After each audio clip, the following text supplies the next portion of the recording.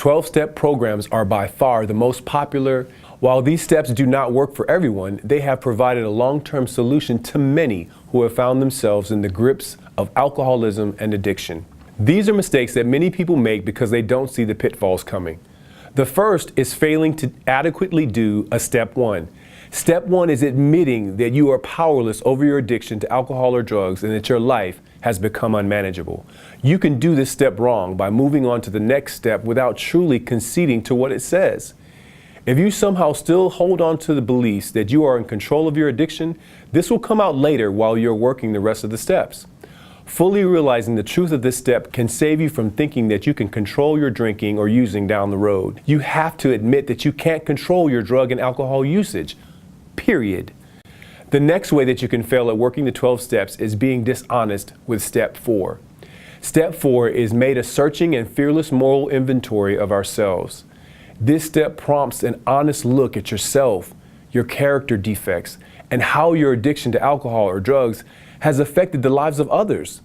You have to admit the things you struggle with, such as pride, envy, anger, or manipulation. If you don't think that you have done anything wrong, and if you are dishonest about confronting the person you have become during active addiction, then any real inner work will be difficult moving forward. And inner spiritual work is what the 12 steps are all about. Step 4 is also about releasing resentments that have to do with others. Resentments are things that hold us back in recovery and keep us from loving, trusting, and peacefully coexisting with others. When you work the 12 steps and get to the point where you're going to write out your resentments, you must be thorough. A long list of resentments is sometimes just a natural consequence of life. But the more resentments you keep, the more your sobriety is at risk. A lot of the time, addicts and alcoholics do not deal with resentments like normal people, and they use them to continue to feed their addiction. The 12 steps give you an opportunity to heal and stop giving your addiction the power to continue.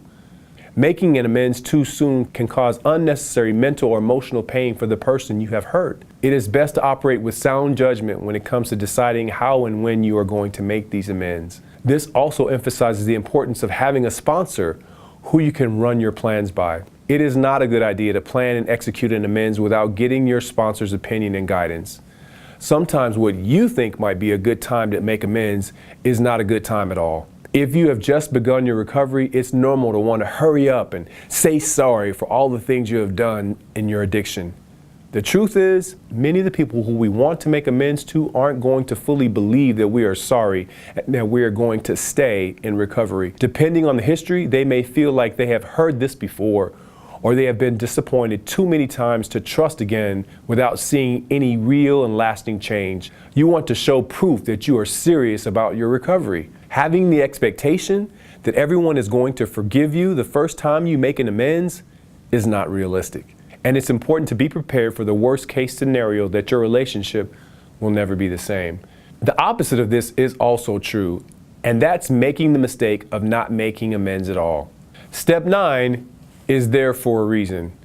It's because the relationships we have with others are extremely important to not only our recovery, but to our life. Life is all about the connections we have with others. It's important to heal and mend those relationships so that you can move forward. Sponsoring is extremely important to the 12 steps.